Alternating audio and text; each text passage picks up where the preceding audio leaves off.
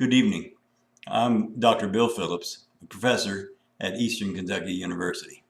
This evening I'm going to talk about transition planning. By law, we must provide a transition plan for all students 16 years of age or older in our public schools. Each year we need to plan for their transition from school to work to community life. The transition plan must include plans for employment, for community living, for transportation, and for coordination with other service providers, such as vocational rehabilitation. In the area of employment, there are many things that are satisfactory for a transition plan. First, a student could continue with their education at other institutions, community colleges, vocational training programs, or four-year colleges. They also could have a customized job, or internships, or work-study programs during the time when they're in high school. These should lead towards permanent employment. That employment could be customized. By customized, I mean that it may not be a regular job that's available that a person would apply for. A customized job is one where you look at the skills of an individual and the needs of an employer, and you put the two together and you work out an agreement where the person will be able to use their skills to meet the needs of the employer. It may not be a full-time job. It may be a part-time job. But it will meet the needs of both, and so you're customizing that employment for the good of both. Employment might also include self-employment, where the person starts their own business, works for themselves.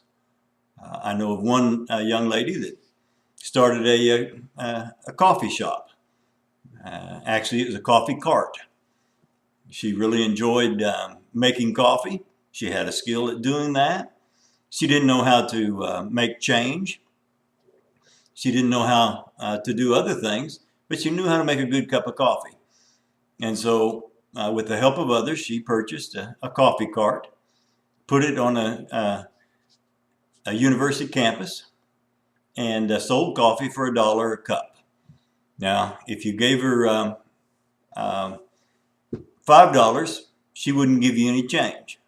So the only thing that she would accept was dollar bills. She'd accept anything that you gave her, but you wouldn't get any change from it. So this is a person that had some real support needs. She couldn't do a regular job. She couldn't apply for a job at the university as an administrative assistant or as a college professor, but she did have a skill that she could offer that people wanted. And so she was able to be self-employed. Also, people can apply for regular jobs. There's no question about that. The problem is that the employment opportunities for a person with disabilities may be more difficult than for those that have graduated with a regular diploma from high school or have some college experience. And so we don't want the person to go into a dead-end job that they don't like, that they'll work for 6 months and then quit and then go and sit in front of the TV. So it's very important that we do something that I call a discovery process, where we look deeply into the person's life at home, at school, through internships, and help them discover what they really enjoy doing, so they might be able to stay at that job for a long time.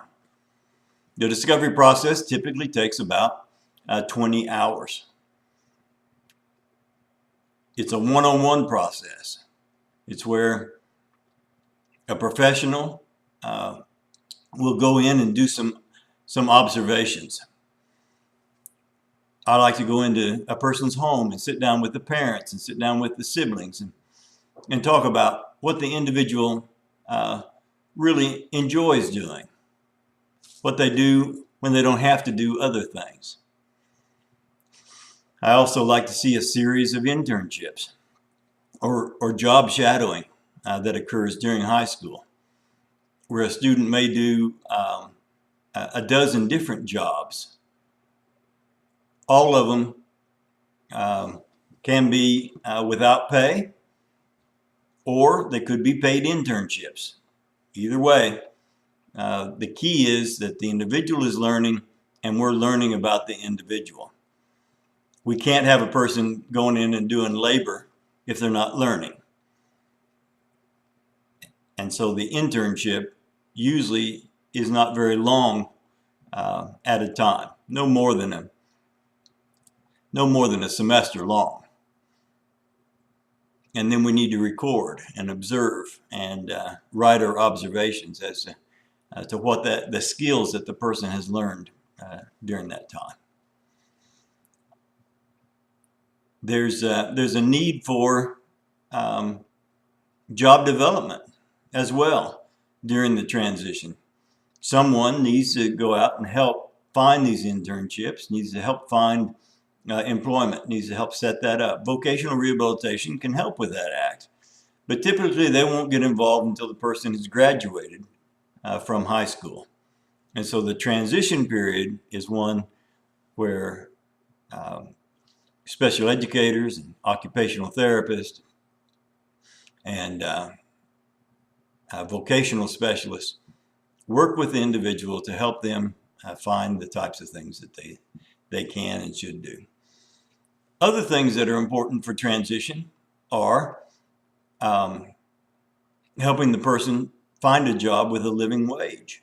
This is very difficult. It's very critical to the person that's going to graduate. If they're working at McDonald's for 10, 20 hours a week at minimum wage, they're not going to be able to support themselves. If they're working at a job with a living wage, the very definition of that means that the person will be able to be more independent and will be able to support themselves. Another aspect that we want to look at in transition is friendships and community involvement and recreation. It's very important that an individual with disabilities have some recreational things that they can do. If we'll look at these transition plans as if it was a family member, or as if it was a discovery of ourselves as to what we could do, it'll make all the difference in the world.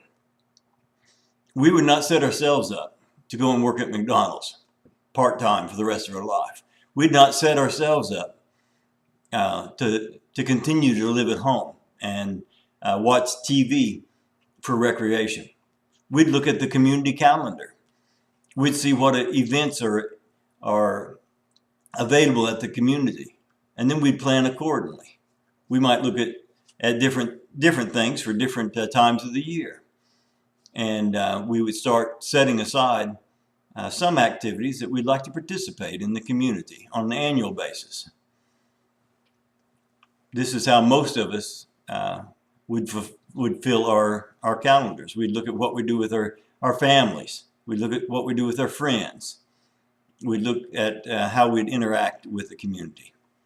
And then we'd make whatever type of service arrangements that we need to in order to be able to fully participate in those things. Another thing that we'll want to look at is asset building. People with disabilities typically are poor without any assets. There's no reason for this, particularly if the person can make a living wage and can be helped with setting aside some of the money that they make. They should be able to work towards retirement. They should be able to have a savings account. If possible, they should be able to purchase their own house or apartment to live in. They may have roommates. that live with them. But any way possible that they are able to build assets, then it gives them power. Just like for us in America, the number one asset for people is home ownership. And so if there's any way possible for a person with disabilities to work towards home ownership, they ought to. It may take, like us, 15 or 30 years in order to pay for that home. But that is something that we ought to work towards. Transportation is a big need in a big area. If you can't have adequate transportation, you can't have sufficient work. And so we need to work through the transportation in our communities. Every community is different. Even the rural communities have taxis, but they won't have buses. There's family support, there's friend support.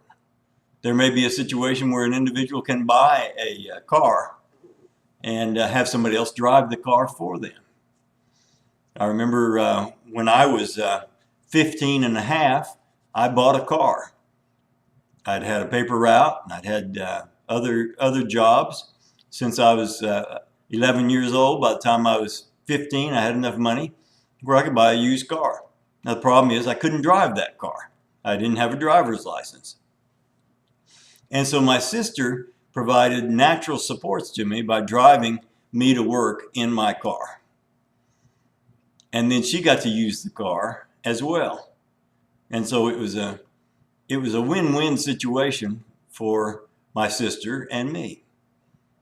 This type of thing could also work for a person with disabilities. They may not be able to drive. I have a nephew that can't drive because he has seizures. He has his own truck. Other people drive his truck for him.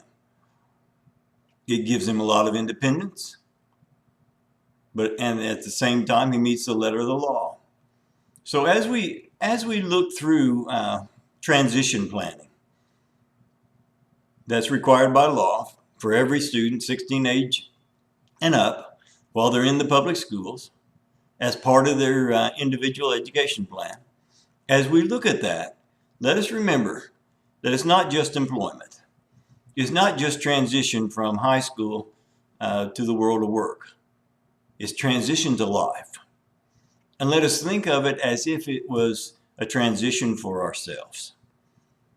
If we had a disability, and if we live long enough, we will have a disability, and we have to think through these transitions for ourselves. But as we think through those, let us think, what would we want for ourselves? What would we want in the area of employment? What would we want in the area of socialization and recreation and community living? What would we want in the area of housing?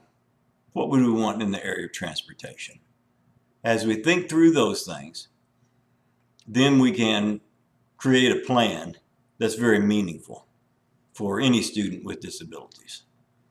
Remember, the very root of the plan is discovery, looking deeply into an individual situation to discover what's the best transition for them into society. Thank you so much.